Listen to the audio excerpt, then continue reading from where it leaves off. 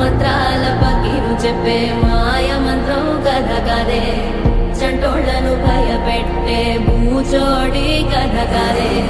తాత ముత్తాతమ్మల భూతాల కథ కదే విక్రమాదిత్యుడు చెప్పిన వేదాళుడి కథ కదే వచ్చే అల్లావుద్దీన్ కథ కాదే ఇది ముడత చర్మం ముసలి చెప్పే కథ లాంటి నిజమే